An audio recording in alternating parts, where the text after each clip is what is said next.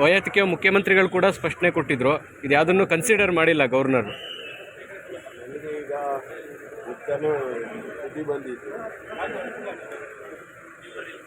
ಯಾವ ರೀತಿ ಅನುಮತಿಯನ್ನು ಕೊಟ್ಟಿದ್ದಾರೆ ಅಂತೇಳಿ ನೋಡಬೇಕು. ಲೀಗಲಿ ಎಕ್ಸಾಮಿನ್ ಮಾಡ್ತಾರೆ. ಇದನ್ನು ಮುಂದೆ ಏನು ಮಾಡಬೇಕು ಅಂತೇಳಿ ಕಾನೂನಾತ್ಮಕವಾಗಿ ಹೋರಾಟ ಮಾಡಬೇಕು ಅಂತ ನಾವೆಲ್ಲ ಮೊದಲೇ ಹೇಳಿದ್ದೇವೆ.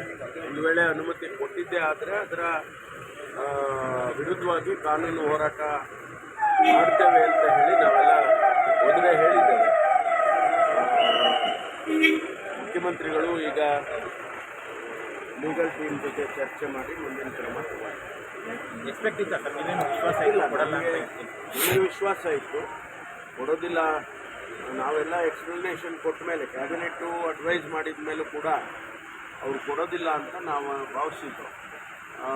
ಕೊಟ್ಟಿದ್ದಾರೆ ಅಂದರೆ ಇಲ್ಲಿ ಕಾನೂನಾತ್ಮಕವಾಗಿ ನಾವು ಅದನ್ನು ಎದುರಿಸಬೇಕಾಗ್ತದೆ.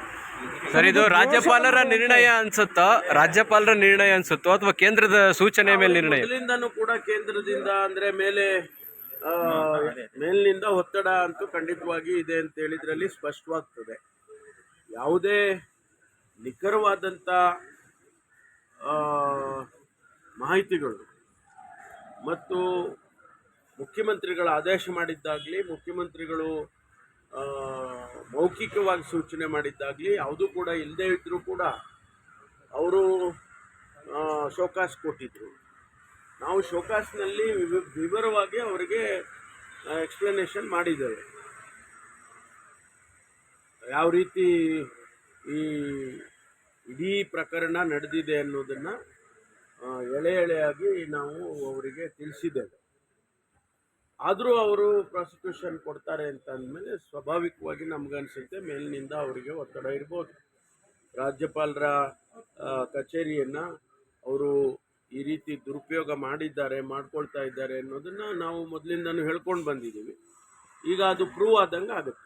ಸರ್, ಮಧ್ಯಾಹ್ನ ಟಿ.ಜೆ. ಅಬ್ರಹಂ ಅವ್ರನ್ನ ಯಾರು ದೂರ ಇದ್ದಾರೆ ಪ್ರಾಸಿಕ್ಯೂಷನ್ಗೆ ಅನುಮತಿ ಕೇಳಿದ್ರು, ಅವ್ರನ್ನ ಮಧ್ಯಾಹ್ನ 3 ಗಂಟೆಗೆ ಭೇಟಿಗೆ ರಾಜ್ಯಪಾಲರು ಕರೆದಿರ್ತಾರೆ.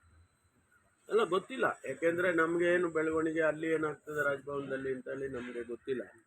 ಅವರು ಈಗ ಪ್ರಾಸಿಕ್ಯೂಷನ್ಗೆ ಅವರು ಪರ್ಮಿಷನ್ ಕೊಟ್ಟಿದ್ದಾರೆ ಅಂದಮೇಲೆ ಯಾರು ಕೇಳಿದ್ರು ಪ್ರಾಸಿಕ್ಯೂಷನ್ಗೆ ಪರ್ಮಿಷನ್ ಕೊಡಿ ಅಂತೇಳಿ ಅವ್ರ ಜೊತೆ ರಾಜ್ಯಪಾಲರು ಮಾತಾಡ್ತಾರೆ ಅಂಥೇಳಿ ನೀವು ಹೇಳೋದಷ್ಟೇ, ನಮ್ಗೆ ಗೊತ್ತಿಲ್ಲ.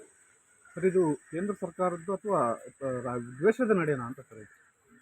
ಅಲ್ಲ, ನಾವೀಗ ಅದನ್ನೇ ಅದೇ ಥರ ಭಾವಿಸ್ಬೇಕಾಗ್ತದೆ.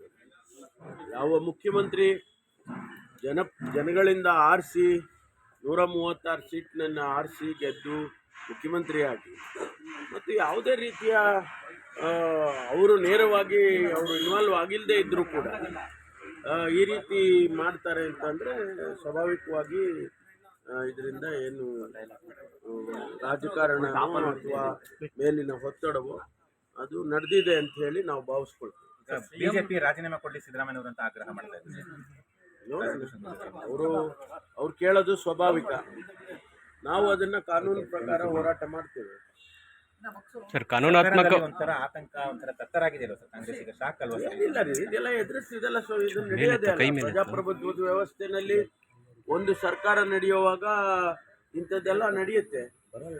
ಆದರೆ ನಾವು ಅದನ್ನು ಎದುರಿಸೋದಕ್ಕೆ ತಯಾರಿದ್ದೀವಿ, ಇರಲೇಬೇಕಲ್ಲ. ಸಿಎಂ ರಾಜೀನಾಮೆ ಕೊಡಬೇಕಾದಂಥ ಸಂದರ್ಭ ತಮ್ಮ ಪಕ್ಷದ ಆ ಪ್ರಶ್ನೆ ಈಗ ಉದ್ಭವ ಆಗೋದೇ ಇಲ್ಲ. ಆ ಪ್ರಶ್ನೆ ಉದ್ಭವ ಈಗ ಆಗೋದಿಲ್ಲ. ಅದು ಯಾಕೆಂದರೆ ನಾವು ಹೇಳಿದ ಮೇಲೆ ಕಾನೂನು ಪ್ರಕಾರ ಹೋರಾಟ ಮಾಡ್ತೀವಿ ಅಂತ ಅಂದಾಗ ಆ ಪ್ರಶ್ನೆ ಬರೋದಿಲ್ಲ. Sir, CM